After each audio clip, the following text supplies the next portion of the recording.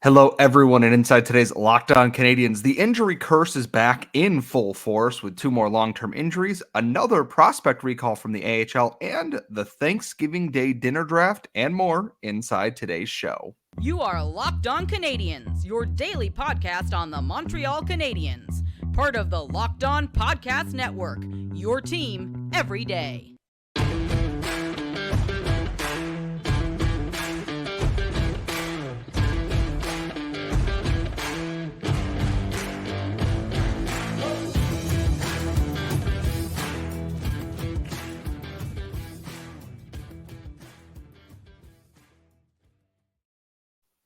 Hello, everyone, and welcome to episode 959 of Locked On Canadiens. Today's episode is brought to you by FanDuel. Make every moment more. Right now, new customers can get $150 in bonus bets with any winning $5 moneyline bet. That's $150 if your team wins. Just visit FanDuel.com/LockedOn to enter that today. I am one of your hosts. I am Scott Matlin. I'm joined, as always, by the active stick, Laura Seba, and we together are Locked On Canadiens, your daily Montreal Canadiens podcast, part of the Locked On Podcast Network, where you get your team every single day, wherever you get your daily podcast, Google, Apple, Spotify, or if you are watching our faces on youtube.com as well.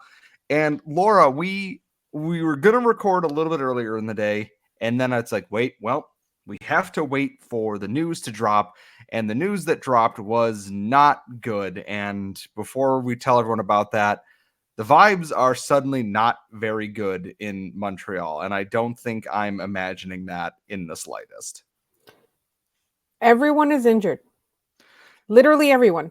Well, I mean, not everyone, but everyone who is injured is out a lot. A length of time, unfortunately. Obviously, Kirby Dach's done for the year, and David Savard is actually probably not too far off from returning based on that 6 to 8 week timeline, I think. Mm-hmm. But joining David Savard and Kirby Dach on the injured list today are forward Rafaël Harvey-Pinard and Jordan Harris.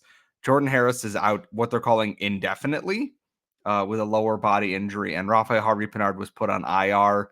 He is out 6 to 8 weeks based on the Canadiens' own medical report today. We're going to get into the recalls and what's happening with that coming up next. But my big question with all of this is, and my concern that comes from all of this is, both of these players were day-to-day when they were originally injured. Rafaël Harvey-Pinard, I believe it was, I don't think it was Vegas. Like maybe it was the Arizona game where he took a hit along the boards, didn't look good, missed a couple of games and they're rested, came back, was out of the lineup for a little bit, in and out. And then all of a sudden he's out 6 to 8 weeks. And then Jordan Harris was day to day with, I believe it was an upper body injury. I might be mistaking that.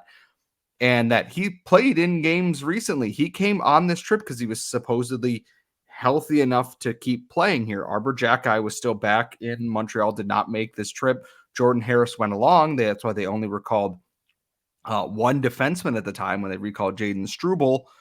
And now all of a sudden it's indefinite, to which, what the hell happened? Like, why is this happening again?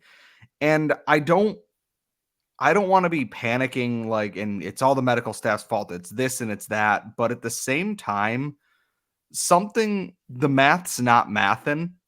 And there's a lot of real bad feelings around this that remind me a lot of the last 2 years where, no, they're good. And then all of a sudden, nope, they are not good. They are anything but good at this point. I think the Montreal Canadiens and their medical staff need to stop listening to the players when the players say, I'm good, I can play. I think that's the biggest thing. There is no other reason why day-to-day will turn into a long-term injury. They're not in the playoffs. Like, I don't even condone that in the playoffs. They're at the beginning of a rebuild season. Let a guy sit out a few games.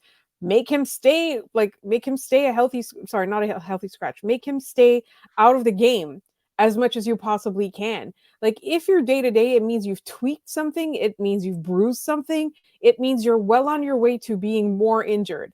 So the other possibility, obviously, is that, like, based on the way the player's presenting, they might think that it's not a serious injury, and then they run some tests like an x-ray or whatever, and they find out that it's more serious than previously thought. Maybe the player doesn't feel that much pain, but then it's something that's like, there's a fracture or something.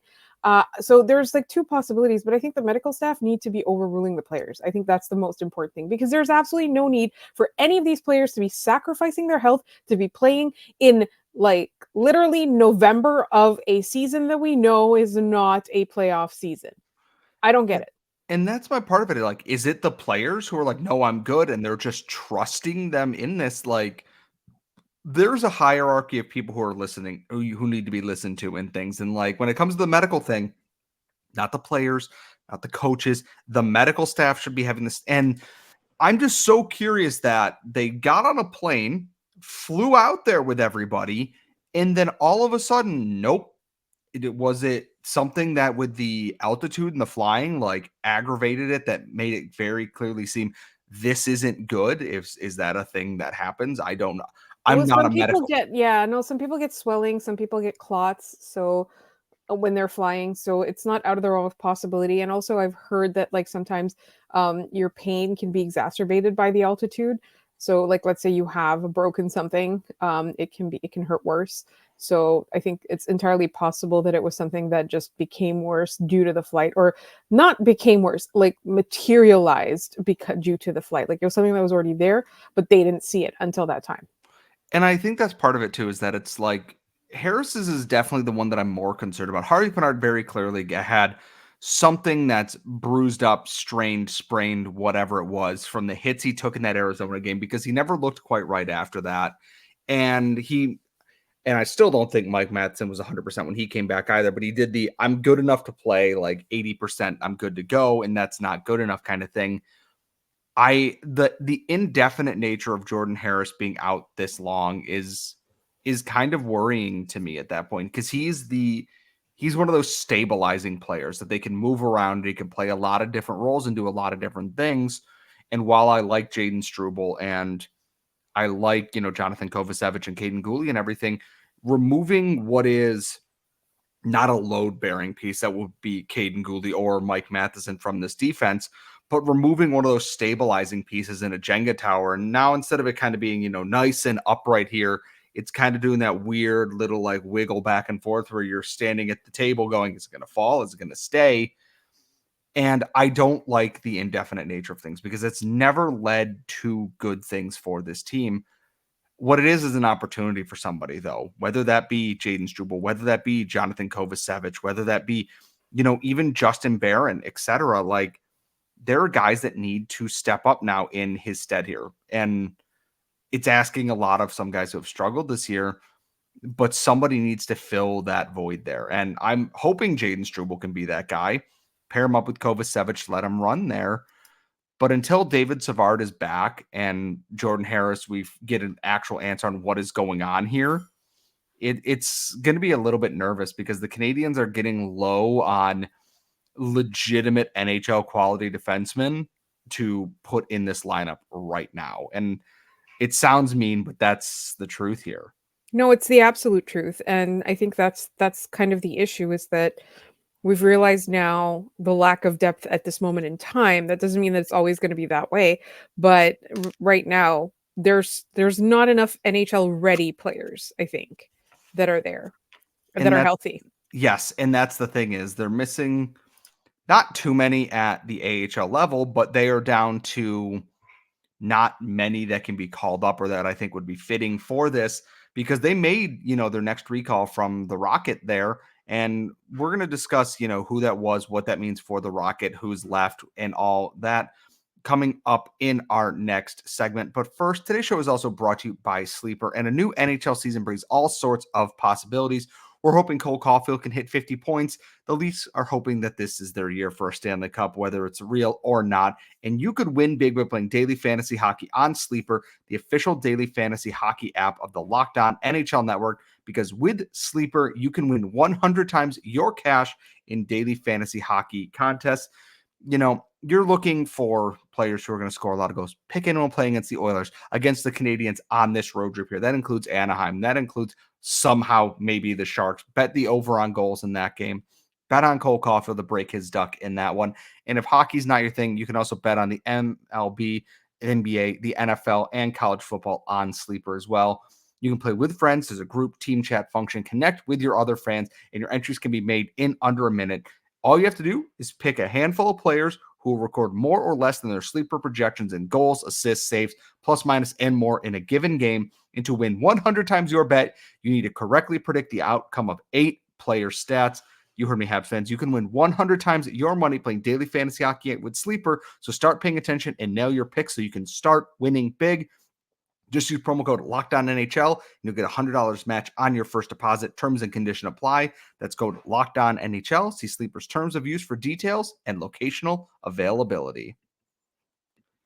And as I said off the top of the show, today's show is also brought to you by your friends at FanDuel Sportsbook. The NFL season is running deep. The playoffs are starting to take shape, and all sorts of fun, crazy things are happening. And right now, if you want to get in on that action, new customers can get $150 in bonus bets with any winning $5 moneyline bet on FanDuel. That's $150 if your team wins.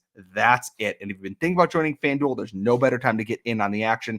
Yeah, super easy to use. And when you win, you can cash out immediately. You can bet on spreads, player props, over-unders, and more. Just visit FanDuel.com/lockedon and kick off the NFL season. FanDuel, the official sportsbook partner of the NFL, and us here at Locked On. We are back here at Locked On Canadiens. We are unfortunately dealing with what is the return of the injury curse. Is this returning, or what was the third Fast and the Furious movie? Was that Tokyo Drift? Yep. We're Fast and the Furious Longy Drift for the injury curse. Do you mean Longueuil? Yeah, sure. Let's go with that. I'm from Western New York, for God's sakes. The fact that I got close, I think, is a benefit to me. So I'm sure someone will be very mad in the comments about this. We should do a show where I just name Montreal suburbs and see how just you post it, you hang it, you put it up on the screen. Oh my God, that's going to be your thing when you do the hot ones. I'm just going to give you a list of Quebec cities. Why would you do that to me? What? You said that you would do it if we hit 3,000. Then we hit 3,000. That's fair. Thanks, everybody. Well, when we do the next one, then we're gonna also make you do trivia challenge or geography challenge too, which is still one of my favorite things. So. You can make me try and figure out where Val-d'Or or how to pronounce Val-d'Or, but I'm going to make you point out where Edmonton is on a map. So for everyone who thinks we're being mean to each other, this is a loving friendship here that we've had since day one. Anyways, back to the main point here.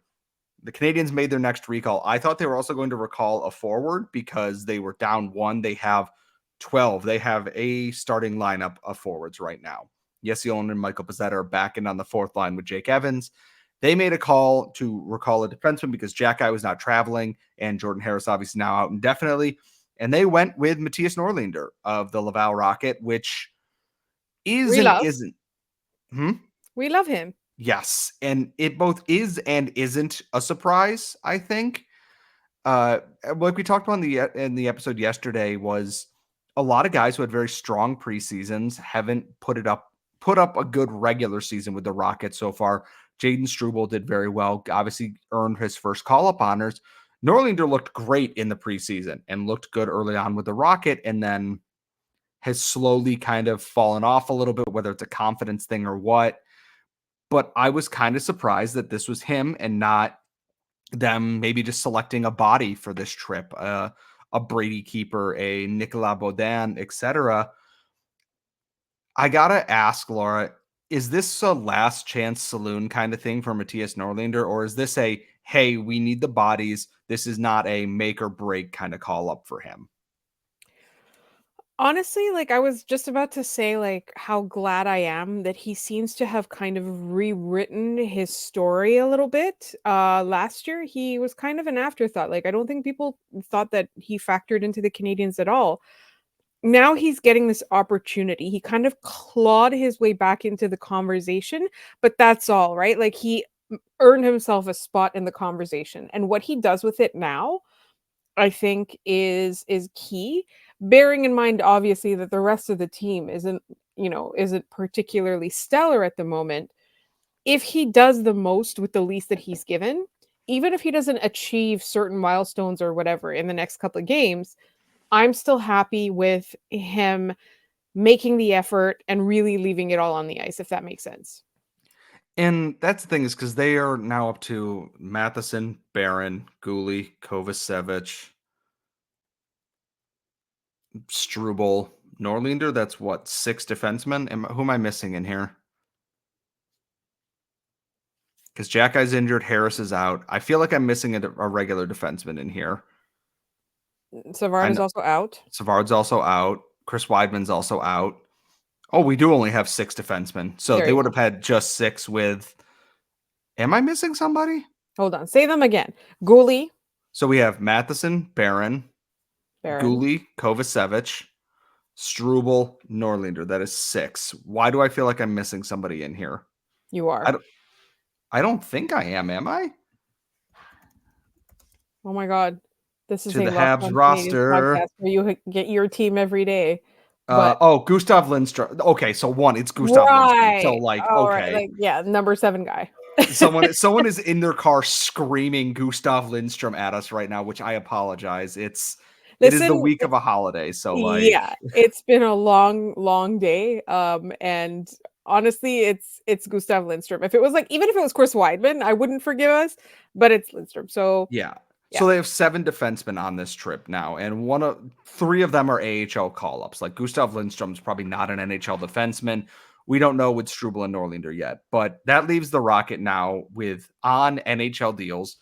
Brady Keeper is 1, Logan Mailloux is 2, William Trudeau is 3, Nicolas Baudin is 4. That is it for, I believe, their NHL contracted defensemen. Then they also have Toby Paquette-Bisson and Olivier Galipeau. That gives them 6. They are out of spare defensemen, and they are on the road, probably leaving in the morning tomorrow and driving to Rochester. They haven't already driven down today. You're going to be there. Why don't you play defense for the Rocket? But it couldn't be any worse at this point, to be honest. So, like, I would also just get in fights if I'm being very, very honest with it. I'm wondering if they can try to recall somebody, but if they're going to call anyone up from the ECHL, I don't think it's going to be possible at this point because I believe the Lions are at home, and if the Rocket have already left, they would have needed to have claimed somebody. I assume they would have brought in like Miguel Torini or Christopher Messer-Ortiz with them, but they're light on bodies now because injuries are absolutely brutal across the board there. And with the way the injury bug's shaping out, I'm wondering if the Canadiens are going to run with 12 forwards, keep their 7 defensemen, that if there's an injury or they want to, they can run an 11-7 alignment. And then when they get back to Montreal, recall a forward from the AHL, which I assume would likely be Yoel Armia. And I know people are going to be like, Joshua Watt. And I'm like, yes. If they are determined to get a top 6 forward in there, I think Waugh or Farrell are their best options for that. But if they're looking in the bottom 6, I'm assuming it'll be Yoel Armia. I would love to see it be Xavier Simoneau, just because I want to see that feisty little guy go out there in some of these games and bring some spark to that 4th line with Michael Pezzetta. But I don't love that we're already to the point that it's like, well, we got to take all the good players from the Rocket because the Canadiens need them. It is November 21st. The season is a month old at this point, month and a half old. I don't like that we are at that point already, but I'm not panicking it's not panic thinking to look at this and be like, well, they're not far off from taking the good prospects out of the AHL at this point, right? No, not at all. And here's the thing, like you have to remember that whoever deserves to be the call up isn't necessarily the person who's going to get called up because it's based on team need at this point. So if the Canadiens choose to call up somebody like Yoel Armia or Xavier Simoneau over Aurora or Farrell, it's simply because of what the fit is. It's not because who deserves it and who doesn't, or because they think that Yoel Armia is better than either of those 2 guys. It's literally based on the fit and the plan. So, like, from my perspective, I'm happy with either one. And I think that's kind of my big thing too, is that it's like, let's give guys opportunities. I mean, I want them to be put in the best situation to succeed, but unfortunately, a lot of call-ups are in a situation where things are just not where they're going to be at. With 7 defensemen, I imagine they'll rotate pieces out. Struble's inviting his parents to, they're on their way to California, so he is playing against Anaheim as far as everything goes there. I assume Norlinder will probably be the healthy scratch in that game just because he's late traveling, getting there. And as much as I want to see him play, that makes perfect sense to me, is that he's not going to be the one in the lineup for that right now. We will obviously keep you posted. There is a game Wednesday night at 10 p.m. Why there are no games on Tuesday night?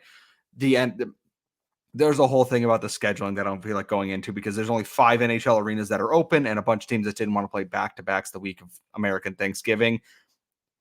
Dumbest league in the world, but that's neither here nor there. So Laura will have plenty of that later on this week, because I will be off celebrating American Thanksgiving. And with real Thanksgiving right around the corner here, I thought, let's end the show with something fun. We've been talking about injuries and everything else happening. We're going to do the Locked On Canadiens Thanksgiving dinner draft here. 6 options, 1 coach, and that's all coming up next. But first, today's show is also brought to you by our friends at BetterHelp. It's the end of the year. It's the holiday, daylight savings. It's darker earlier. It's cold. It's rainy. It's snowy. It is wet. It is sometimes a struggle for a lot of us at this time of year. It's stressful. There's a lot of anxiety. And you know what? You can add something new and positive to your life to counteract some of those feelings. And therapy can be a bright spot amid all the stress and change, and something to look forward to help you feel grounded and to give you the tools to manage everything going on. I started going to therapy in the last 2 years. It has been immensely, immensely helpful for me. It's helped me learn to manage the feelings of stress and overwhelmingness going on with the holiday season, with work, with sports, with family life, everything going on. It's always a good option there for you. And if you're thinking of starting therapy right now, we recommend you give BetterHelp a try. It's entirely online, and it's designed to be convenient, flexible, and suited to your own schedule. You fill out a brief questionnaire, get matched with a licensed therapist, and you can switch therapists at any time for no additional charge. So find your bright spot this season with BetterHelp. Visit BetterHelp.com/LockedOnNHL to get 10% off your first month. That's BetterHelp, HELP.com/LockedOnNHL. We are back here at Locked On Canadiens. It is the week of, and I'm going to keep saying this because I know it annoys Laura and potentially all of our Canadian listeners. It is real Thanksgiving, not that fake one that was in September. Doesn't matter. It's not real. It's October, and I'm so mad because I was trying to unmute myself and my mouse wasn't working so I could yell at you. It's not just me. We had a listener that potentially unsubscribed because you called it real Thanksgiving. I'm sorry. Ours was the real thing. Hold on. I'm going to Google this right now on the show. What came first, American Thanksgiving or Canadian? Oh, crap. Well, that's terrible. So some say the first Thanksgiving happened. Oh, that's just terrible. Well, that's fake because there's a man named Martin Frobisher. That's not real. It's fake, not real. Anyways, Fake news. Alternative facts. I thought we'd have some fun today just to round out the episode here. And that Laura and I haven't done a build your own lineup kind of thing in a while here, or build starting lineup thing. So based on that we are a hockey podcast, we will have 6 picks. So 3 forwards, 2 defensemen, 1 goaltender. And my thought is, so we'll do 3 side dishes or appetizers, 2 main courses, or we'll do 3 side dishes, 2 appetizers, 1 main course dish, and then as the coach, either dessert or drink of your choice there. And Laura, given that I am a generous and benevolent co-host, I am giving you the first overall pick in this draft. Who are you filling in? And actually, don't keep it to the lineup. Pick your best 6 here, and I will give you the first overall pick here. I know it's tempting to pick turkey. Turkey does seem to be like the first overall pick, or like it should be, but I'm going to go with ham. A very nicely done ham. And I went way off the board. I can hear Elliot Friedman shaking his head in the studio and asking questions about it. but I'm going with the ham. But like the works, right? Like an actual cooked ham with all the breading, with the mustard, with the seasoning, and then you slice it and it melts in your mouth. Like that's what I'm going with. So for all of our listeners too, and I reference this a lot on our show, in the Thanksgiving disasters episode of the Shutdown Fullcast, I highly recommend it around the 50-minute mark. They discover the origins of night ham at Thanksgiving, which actually is a pretty smart thing here. With my first overall pick, I am picking just the dark meat from turkey because dark meat is the superior meat of the turkey. No, And it's that is not. going to be my first overall pick. No, it's not. Okay. So wait. Wow, no, don't tell me white meat is White better than meat dark meat. absorbs the gravy better. No, because it's dry. That's why. But don't you like the gravy? Like I like the gravy part of it, not the I can the have turkey part both of it. because I'm a man of culture. All right, wait. How many did you say now? I forgot. Okay, we get We one get main 6 dish. and then 1 as the coach. So Right, the but we coach get can be one main dessert. dish. Huh? We No, get- you can just pick whatever 6 items you want to make your ideal meal. So you have Oh, appetizers, side dishes, anything in there. mashed potatoes. Oh, that was actually going to be my second choice. So my second overall pick is going to be like actual classic cooked mac and cheese. Oh, that's good. Like good mac and cheese. I love a good mac and cheese. Carly's grandmother and Carly herself both make very good mac and cheese for Thanksgiving. So Laura is up to ham and mashed potatoes. I have dark meat and mac and cheese. Laura, who is your third pick in this draft? This one's a tough one because I like the ones that I like. I feel like okay. You know what? I'm just gonna go with it. I'm gonna say green bean. Green bean casserole? Yeah. No, not the green bean casserole. I don't like you guys do casseroles, like that's a white people thing. Like the way that we do the green beans is that we saute them and then we season them really well and we have like a really good kind of dressing on them. So there's no like other, it's we don't do. So it's like a green bean side. It's not a casserole and it is delicious because it's got just the right amount of crunch, but it's cooked. Like it's like really great textured and it's really well seasoned. And we like put like slivered almonds and stuff when we're sauteing it. It's so good. And like sesame oil to finish it. It's delicious. Anyway. So my third pick, I'm going to pick the thing that brings everything together at Thanksgiving. I'm picking gravy with my third pick. It's tough because I took the mashed potatoes. the Now I got thing, nothing though, to put on the mashed potatoes. And the white meat, like, and that's the thing is gravy brings everything together. It is the great equalizer for Thanksgiving. Your potatoes need a little bit of salt. You just pour some gravy on there. Stuffing a little dry, gravy. Turkey, little overcooked, gravy. Boom. It is the great. I consider taking gravy first overall, just because that's who I am as a person. But I think gravy is a good third pick. Who are you picking for? What are you picking fourth then? Stuffing. In the bird or out of bird stuffing? Oh, out of bird stuffing. How are you and I so different? Because I love in the bird stuffing like a lot. It's the out like I will admit to the fact that I'm much more successful at making the outer bird stuffing. I guess you know what. So I've got this is the fourth pick. So I've got 2 plus the coach left. So I'm gonna actually take the in the bird stuffing here. Okay. Just because I do need one of the other classic Thanksgiving things to tie this meal together a little bit. Mm-hmm. So I'm gonna take the in the bird stuffing here. I don't know if you do this, but we always have a sweet potato and butternut squash soup as a first course or whatever we call it. It's so good because we take like the shredded cheese that you use for nachos, like with the spiciness in it, like whether it's like the Monterey Jack mix or whatever with the jalapeno, and then like we use that to finish the soup, and then that's what we have. So I'm taking that, and I'm including the cheese because I'm cheating. So I'm going to actually maybe go a little off board here and pick a dessert now. I'm going to take pecan pie because That's a good one. I don't like pumpkin pie. Apple pie is a select thing for me, but I will always eat pecan pie.